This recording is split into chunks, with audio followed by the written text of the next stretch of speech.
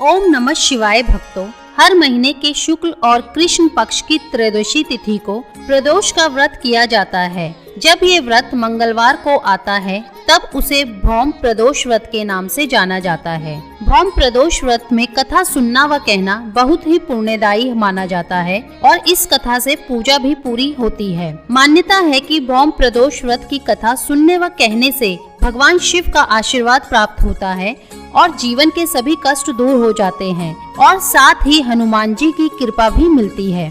भौम प्रदोष व्रत कथा। एक नगर में एक बुढ़िया रहती थी। उसके मंगलिया नाम का एक पुत्र था। वृद्धा को हनुमान जी पर बड़ी श्रद्धा थी। वह प्रत्येक मंगलवार को हनुमान जी का व्रत रखकर यथाविधि उनका भोग लगाती थी। इसके अलावा मंगलवार को वह ना तो घर लीपती थी और ना ही मिट्टी खोदती थी। इसी प्रकार से व्रत रखते हुए जब उसे काफी दिन बीत गए तो हनुमान जी ने सोचा कि चलो आज इस वृद्धा की श्रद्धा की परीक्षा करें। वह साधु का वेश बनाकर उसके द्वार पर जा पहुँचे और पुकारा, है कोई हनुमान का भक्त जो हमारी इच्छा पूरी करे। वृद्धा ने ये पुकार सुनी तो बाहर आई और महाराज क्या आज्ञा है। साधु वेशधारी हनुमान जी बोले कि मैं बहुत भूखा हूँ, भोजन करूँगा, तुम थोड़ी सी जमीन लीप दो। वृद्धा दुविधा में पड़ गई और हाथ जोड़कर बोली, महाराज लीपने और मिट्टी खोदने के अलावा आप कोई दूसरी आज्ञा दें, मैं अवश्य पूर्ण करूंगी। साधु ने 3 बार प्रतिज्ञा कराने के बाद कहा, तू अपने बेटे को बुला, मैं उसकी पीठ पर आग जलाकर भोजन बनाऊंगा। यह सुनकर वृद्धा घबरा गई, लेकिन वह प्रतिज्ञाबद्ध थी। उसने अपने पुत्र को बुलाकर साधु को सौंप दिया। वेशधारी साधु हनुमान जी ने वृद्धा के हाथों से ही उसके पुत्र को पेट के बल लिटवाया और उसकी पीठ पर आग जलवाई। आग जलाकर वृद्धा दुखी मन से अपने घर में चली गई। इधर भोजन बनाकर साधु ने उस वृद्धा को बुलाया और कहा कि उनका भोजन बन गया है, तुम अपने पुत्र को पुकारो ताकि वह भी आकर भोजन लगा ले। इस पर वृद्धा बोली, उसका नाम लेकर मुझे और कष्ट ना दे। लेकिन जब साधु महाराज नहीं माने तो वृद्धा ने अपने पुत्र को आवाज दी। वह अपनी माँ के पास आ गया। अपने पुत्र को जीवित देखकर वृद्धा को आश्चर्य हुआ और वह उस साधु के चरणों में गिर पड़ी। तब हनुमान जी ने उस वृद्धा को अपने वास्तविक रूप के दर्शन दिए और वृद्धा को भक्ति का आशीर्वाद दिया। भौम प्रदोष व्रत के दिन प्रातः काल ब्रह्म मुहूर्त में उठकर स्नान कर लेना चाहिए। इसके उपरांत स्वच्छ वस्त्र धारण करके घर के मंदिर में दीप जलाएं और व्रत लेने का संकल्प लें। फिर संध्या काल में पुनः मंदिर में दीपक जलाएं। इसके बाद सर्वप्रथम भगवान भोलेनाथ का गंगा जल से तिलक करें। भगवान भोलेनाथ का गंगा जल से अभिषेक कर उन्हें पुष्प अर्पित करें। भौम प्रदोष व्रत के दिन भगवान भोलेनाथ के साथ माता पार्वती और भगवान गणेश की भी आराधना करनी चाहिए। भगवान शिव को 5 फल, 5 मेवा और 5 मिष्टान का भोग लगाएं। अंत में भगवान शिव की आरती करें। यदि संभव हो तो पूजन और अभिषेक के दौरान भगवान शिव के पंचाक्षर मंत्र ओम नमः शिवाय का जाप करते रहें। शंकर जी की आरती।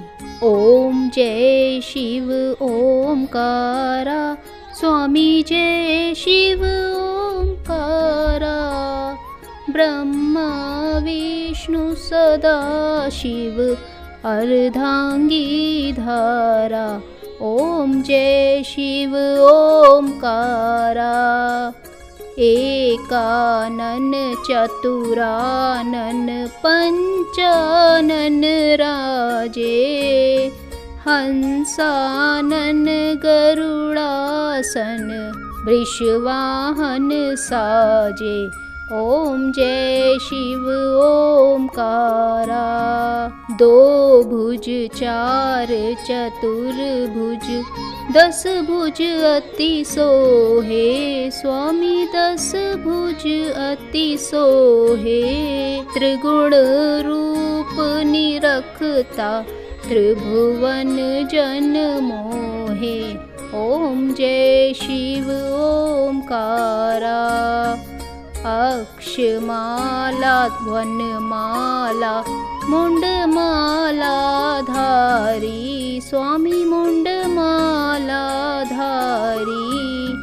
त्रिपुरारी कंस संसारी करमाला धारी। ओम जय शिव ओंकारा। श्वेतांबर पीतांबर बागंबर अंगे स्वामी बागंबर अंगे। सनकादिक गरुडादिक भूतादिक संगे। ओम जय शिव ओंकारा। कर के मध्य कमंडल चक्र त्रिशूल धरता स्वामी चक्र त्रिशूल धरता। शुककारी दुखहारी जग पालनकारी। ओम जय शिव ओंकारा। ब्रह्मा विष्णु सदाशिव जानत अविवेका स्वामी जानत अविवेका। प्रणवाक्षर मध्ये ये तीनों एका। ओम जय शिव ओंकारा। त्रिगुण शिव जी की आरती जो कोई नर गावे स्वामी प्रेम सहित गावे।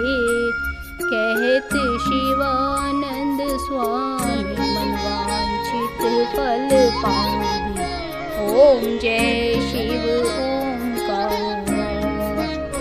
जय शिव ओंकारा स्वामी जय शिव ओंकारा। ब्रह्मा विष्णु सदाशिव अर्धांगी धारा। स्वामी जय शिव ओंकारा। बोलिए शंकर भगवान की जय। इसी तरह की कथाओं के लिए चैनल से जुड़े रहें। चैनल को लाइक शेयर और सब्सक्राइब करें। ओम नमः शिवाय।